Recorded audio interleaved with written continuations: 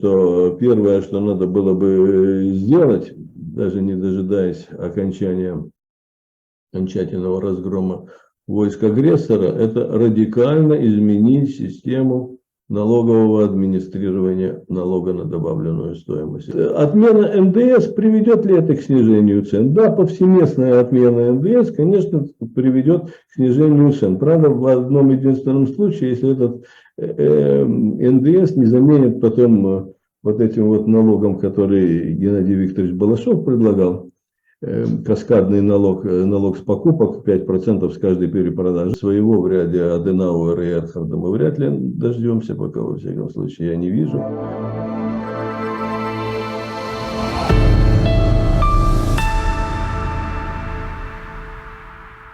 Сегодня, да, мы ничего государству не отменим, поэтому о налогах надо поговорить.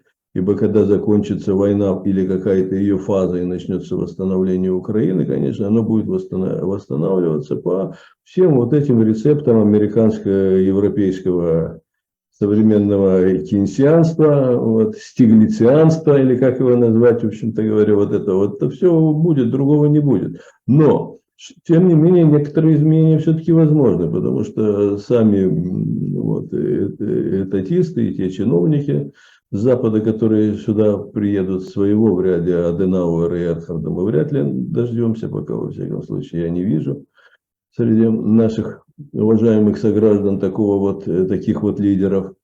Хорошо бы иметь такую тройку нападающих, да, Аденауэр, Эрхард, Штраус, да, вот тогда можно было бы, конечно, и не здорово слушать и западных экспертов. А так как будут слушать, куда же деваться, они же будут финансировать все это дело.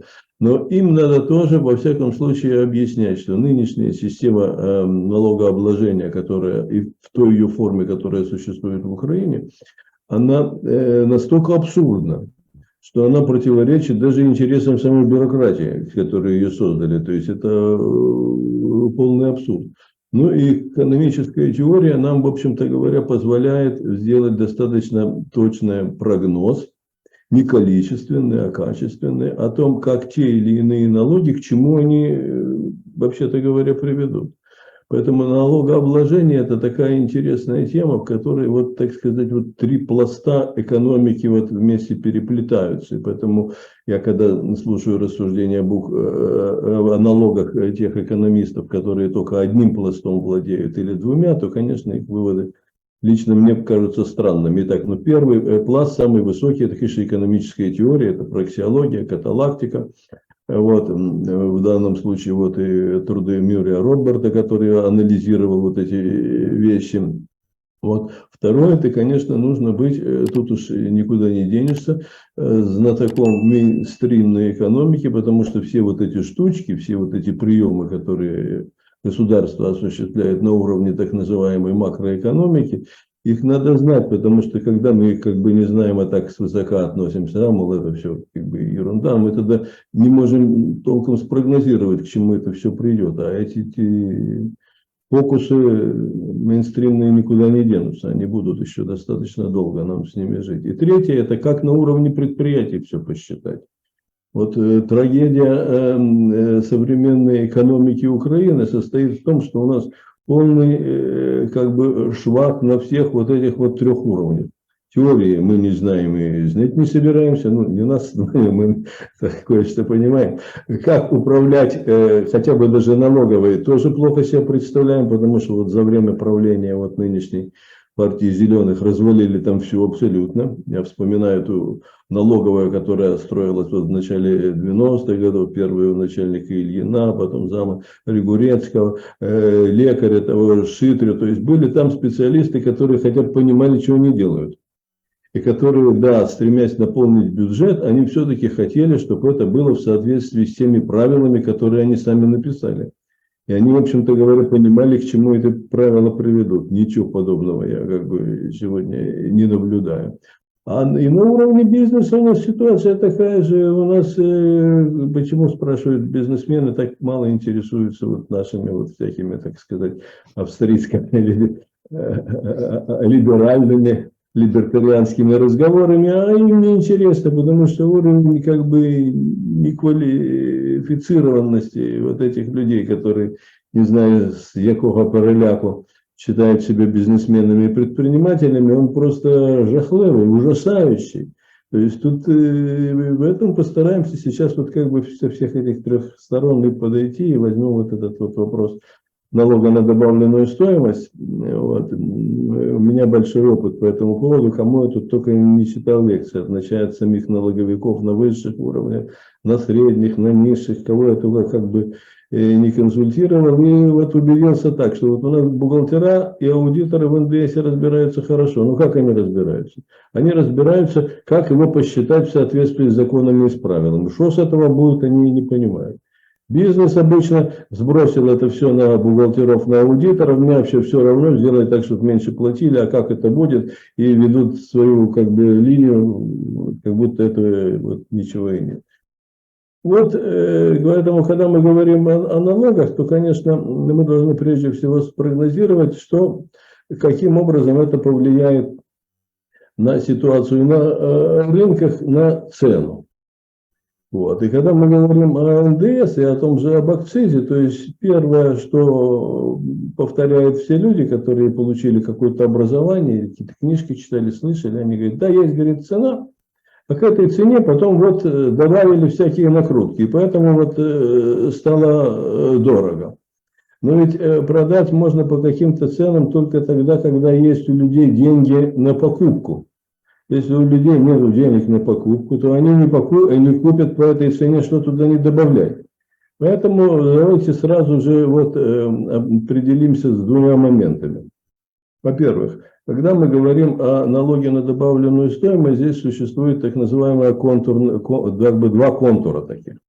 Прежде всего, это расчеты с теми лицами, которые называются плательщики НДС, то есть они никакие не налоговые агенты, тут у нас говорят.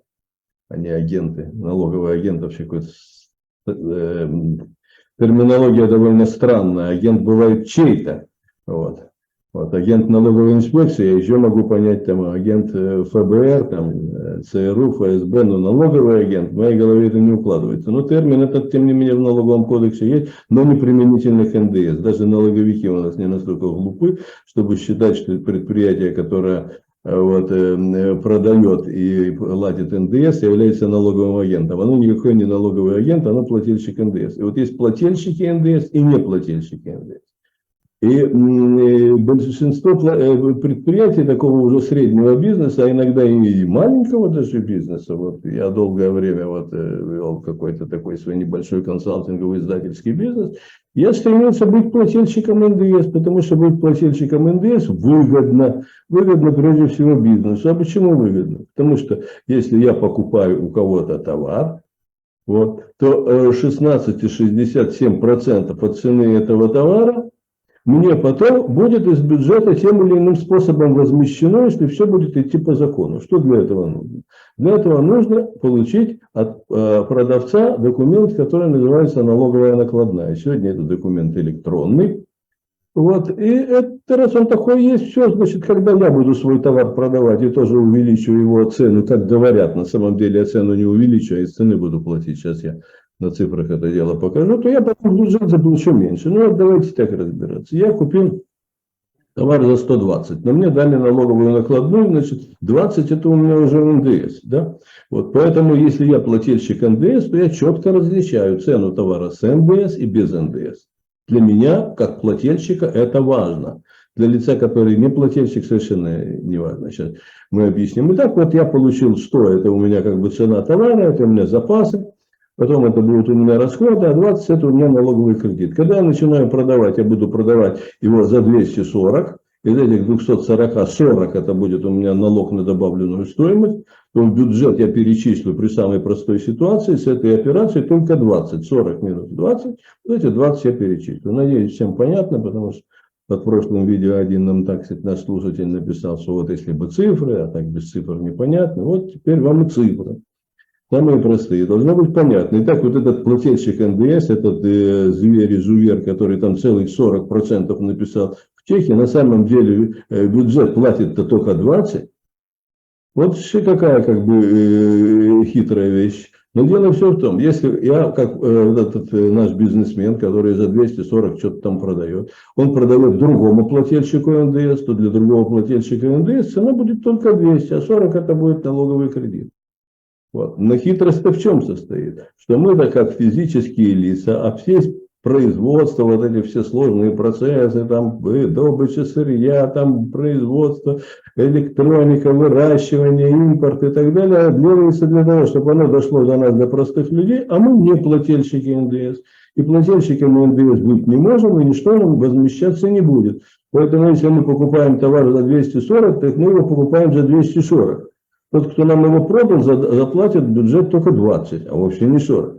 Поэтому мы покупаем просто по цене. Цена – это условия договора. И если между плательщиками НДС есть смысл говорить о цене с НДС и без НДС, есть смысл. Тем более, что иногда приходится покупать товары у лиц, которые не являются плательщиками НДС. Это обычно владельцев бизнеса и бухгалтеров очень сильно злит. Потому что они теряют право на налоговый кредит, им это очень не нравится. Говорят, что ж вы там уже плательщиками НДС, понимаете, не могли зарегистрировать. Получается, мы теперь ничего не скрутим себе, да? Вот, нехорошо. Поэтому давайте регистрируйтесь, а там мы с вами как бы дело иметь не будем. Вот. Поэтому покупатель, который не плательщик НДС, он покупает по цене. И по-хорошему говоря, ему вот в том, что я рассказал, а это рассказал только вообще-то процентов 15 от того кошмара, который будет дальше, я с вашего позволения о нем сейчас тоже расскажу, потому что надо хоть какое-то представление иметь, что там происходит на самом деле. Ну, всего-то ты не расскажешь за такое время, но основное можно рассказать. Вот. Поэтому, если вы просто покупаете и ничего не понимаете в налогах, то вы прежде всего не верьте вот этим всяким рассказам про то, что вам там кто-то что-то на какую-то цену увеличивает. Вас могут, так сказать, обманывать и государственные служащие, и, кстати говоря, и бизнесмены будут говорить, что дорого, потому что НДС. Вот. На самом деле есть цена, и цена это договорная, и мы знаем, что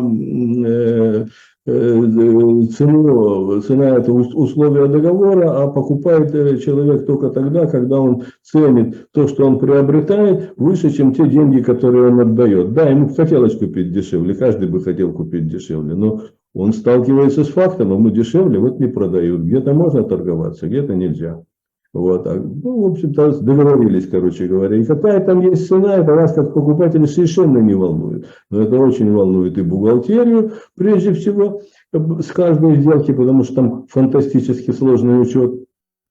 Вот, и всякие электронные штучки. И в конечном итоге это волнует бизнесмена, который от бухгалтера требует так. Ты делай так, чтобы мы там что хочешь творили, но в конце концов бюджет мы лучше вообще бы ничего не заплатили. Да? Шо? И такие способы есть. Сейчас мы у них увидим. Вот почему считают, что это налог типа коррупционный. Но надо наших покупателей, особенно вот живущих в Украине, обрадовать еще вот как бы чем. Когда вы же товары покупаете в так называемой рознице, там в супермаркетах там, и тому подобных магазинчиках, я уже не говорю про лотки или базар, вы не покупаете обычно у плательщиков НДС. Обычно вся розница работает на так называемом едином налоге, и плательщиками НДС не является. Вы, кстати говоря, вот когда вы заходите в большой супермаркет, то там на каждую кассу может оформлен быть совершенно разный плательщик налога. Вот кто там сильно продвинутый, говорит, ну как же так, огромный супермаркет, многомиллионная выручка, а плательщик единого налога это все-таки ограниченная выручка. Не волнуйтесь, там все разбито по кассам. На каждую кассу стоит свой плательщик, программистам есть работа, они ночами там всеми этими вещами занимаются для того, чтобы вот это все перепрограммировать. Редко можно, конечно, встретить, особенно при продаже там электроники, бытовой техники, ну, особенно до войны, можно было купить и у плательщика НДС. Но когда вы покупаете сегодня в супермаркете, трудно вообще понять, кто там вам продал, какое там может быть написано Сельпо, там АТБ, что там еще хотите другое. Вот, но продали не они вам, там что угодно может за этим делом стоять. То есть бизнес к этому приспособился. Почему? А потому, что работа в рознице вот, гораздо проще. Даже если вы взяли товар с НДС, то на этот НДС ничего не минусовать, а просто ту цену, по которой вам продали, ставить, считать своими затратами. Поэтому, когда лицо неплательщик НДС, розничный торговец покупает какой-то товар для перепродажи потом в своем магазине, он тоже рассматривает цену как цену, не задумываясь о том, есть там НДС, нет там НДС, у него есть цена.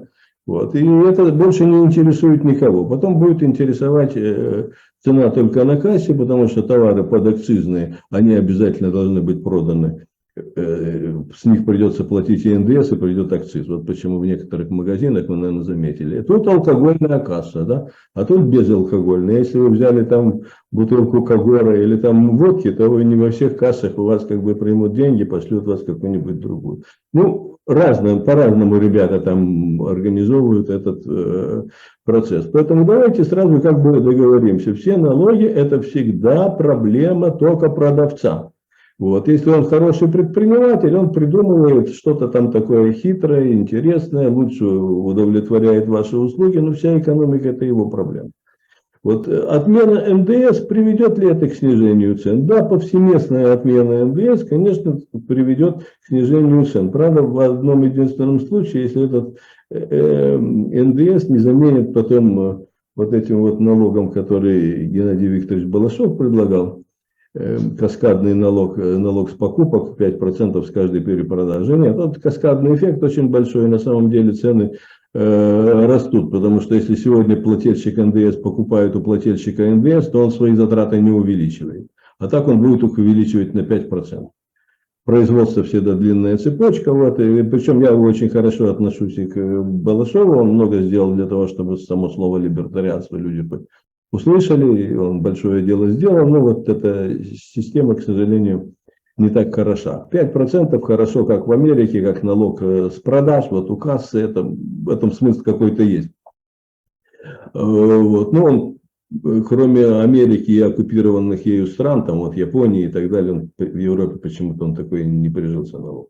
Поэтому о нем говорить не будем, а давайте лучше посмотрим, какие же манипуляции у нас осуществляют с НДС сами бизнесмены, и каким манипуляциям сегодня у нас прибегают налоговые органы для того, чтобы увеличить поступление в бюджет. Ну, я надеюсь, что вы уже поняли, что если я продаю товар за 240, а купил я его за 120, то я могу свои 40 уменьшить на 20 только в том случае, когда мне дали налоговую накладную. Вот. Поэтому о чем думают сегодня наши налоговики? Они думают о том, как бы мне, купившему товар за 120, никоим образом не дать на 20% уменьшить сумму, подлежащую уплате в бюджет. Ну, что для этого придумает? В черное время Януковича предприятия эти жутко проверяли, трясли, направляли туда всяких как бы налоговых ментов и пытались ему доказать, что этой сделки не было, на самом деле никакой товар ты не покупал, это все как бы ерунда. Вот. Но это было сложно, и, в общем-то говоря, иногда достаточно часто удавалось отбиться во времена черное время Януковича. Я был еще достаточно молодой человек в возрасте 60 с небольшим лет, и я активно отстаивал интересы предприятий, ни одного дела я в суде не проиграл по этим вещам, всегда налоговиков выигрывали. Вот даже тогда. А уже с приходом к власти Яценюка и сегодняшних особенно ребят придумали хитрее. Давайте теперь тот, кто вам продает товар с НДС, он налоговую накладную должен зарегистрировать в электронном реестре. То есть во времена Януковича все было просто. Бумажка.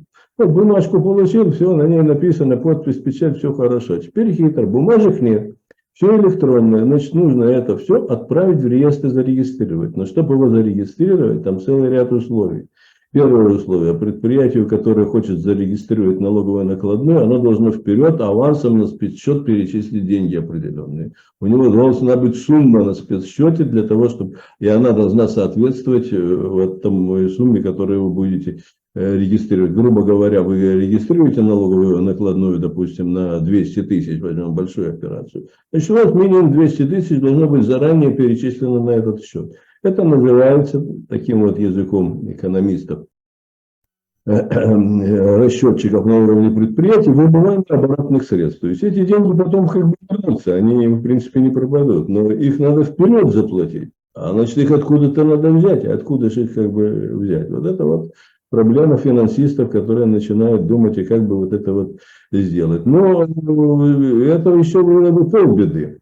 Настоящая беда в том, что эта регистрация должна быть подтверждена в Центральном налоговом органе, а Центральный налоговый орган может отказать подтверждение регистрации. То есть он не регистрирует налоговую накладную.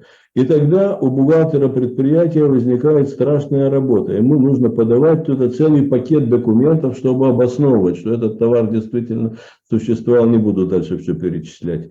И в последний, особенно год, вот как бы у нас налоговики почему-то решили, что они могут теперь отказывать в регистрации налоговых накладных вообще без всякой оснований, вообще ничего не разблокирует. Вы можете им туда подать все документы, обрушить на них всю логику Платона и Аристотеля. Это вам сегодня не поможет. У вас один способ – обращаться в суд. Ну, суды у нас сегодня известно какие. Если бы меня спросили, какая самая главная проблема Украины, с которой бы надо решать, это суды. Вот. Хотя бы надо сделать так, чтобы можно было решать туда не занося. Пока с этим большие проблемы. Это знает любой как бы бизнесмен, никакой тайны я тут не открываю, никого лично не хочу обидеть. Это сложно, поэтому мало кто решается идти спорить. Крупные идут спорить и выигрывают. Средний бизнес практически не спорит. В результате тот, кто у него купил товар у этого среднего бизнеса, а налоговую накладную электронную не получил, он очень обижен, потому что ему, получается, теперь нужно платить больше, чем он бы заплатить мог в другом случае. Как теперь компенсировать свои вещи? Ну и тогда начинается осуществление совершенно фиктивных операций. Начинают действительно продавать то, чего нет. Ну вот, допустим, импортировали ананасы, да? Ананасы в Украине не растут. Ясно, что они должны были пройти через таможню, и возьмем, что они прошли, ананасы, апельсины, бананы, все хорошо, на таможне заплатили НДС, акциз и так далее. То есть тот, кто их импортировал, он, по идее, должен их продать какому-то плательщику НДС, дать ему налоговую накладную, и, соответственно, у него часть уплаченных сумм пойдет в налоговый кредит, то есть уменьшится для перечисления в бюджет. Но ничего подобного вы, как правило, не наблюдаете, потому что эти ананасы, апельсины и так далее вы видите где? Вы видите их на рынках. Вот. Там продают как бы... люди помидоры выращивают, тут же ананасы, может, они там где-то вырастили у себя, я не знаю. Вот. Скорее всего, вы получили от вот этих вот импортеров эти ананасы. Естественно, они, получив на рынке, они не плательщики НДС, им никакая накладная не нужна. И, скорее всего, вот эти товары им отдали без документов. То есть, по учету, они числятся еще на этом предприятии, а фактически они уже давно проданы за наличные деньги на рынках. Да? Но по учету что они числятся. Поэтому, что же, и на них же есть сумма, которая является налоговым кредитом. И начинается торговля налоговым кредитом. Значит, ну, втюхать ананас, допустим, какому-нибудь там металлургическому заводу, вот, достаточно сложно. Они могут купить ананас, но немного там. Поэтому начинают что делать? Ну, говорят, да, у нас ананас, но давайте мы продадим металл. У нас металла, правда, нет, но мы будем документ, что он у нас как бы есть. Поэтому, получается, у данного предприятия достаточно запутанный бухгалтерский учет. У них по учету числится то, чего давно нету, а продали они то, чего у них никогда не было. Значит, но для этого их надо проверить, а много ли сегодня у нас специалистов в налоговой, которые способны во все что-то проверить. Таких и нету, и работа с ними тоже осуществляется определенным способом. Вот, дорогие друзья, в чем, собственно говоря, проблема украинского НДС. Если бы не было вот этих бы так называемых налоговых накладных, не было бы их порядка регистрации, то, в принципе, этот налог ничего бы сложного не представлял. Эти деньги могли бы заходить на отдельный счет, и на отдельного счета они могли бы уменьшаться при приобретении чего-то, без всяких налоговых накладных. Вот, а просто на основании накладной обычной, вот, инвойса, там, как хотите называйте, таможенной декларации, по-всякому там называют эти документы, и, как говорится, не так страшен этот налог, как вот эта вот издевательская система администрирования, поскольку государство вот такие вот издевательские методы применяет, вот, то, соответственно, бизнесмены ответили им ударом тоже не слабым, то есть они начали заниматься тем, что налоговики называют скрутками, да, то есть получать какие-то фиктивные накладные, потом попробуй докажи, что она фиктивная. Если я влиятельный человек, то мне налоговую накладную не заблокируют, а если он не влиятельный, так ему заблокируют налоговую накладную хоть на скрутку, хоть на бескрутку. Вот в такое скрутное становище, значит, сегодня у нас потрапил бизнес. И поэтому понятно, что первое, что надо было бы сделать, даже не дожидаясь окончательного разгрома войск агрессора, это радикально изменить систему налогового администрирования налога на добавленную стоимость или податка на доданную вартость. Вот это нужно делать, потому что нынешняя система, она приводит к тому, что реально государство даже налогов не недополучает. Я помню, как этот НДС вводили в 92-93 году. В принципе, никто не собирался его сильно минимизировать. Никаких налоговых накладных не было. Это был вообще удивительный период, но после выхода из этой советской тоталитарной системы, те, кто занимались бизнесом, они, в общем-то говоря, достаточно лояльно относились ко всем этим налоговым вещам, а если от них уходили, то хотели уйти как-то по закону. Но НДС никакой проблемы тогда не составлял. Он стал создавать проблему, когда появился Микола Янович Азаров со своей налоговой накладной, бумажной. Вот. И уж особенно он расцвел вот таким светом, когда появилась электронная накладная, а потом система блокировки.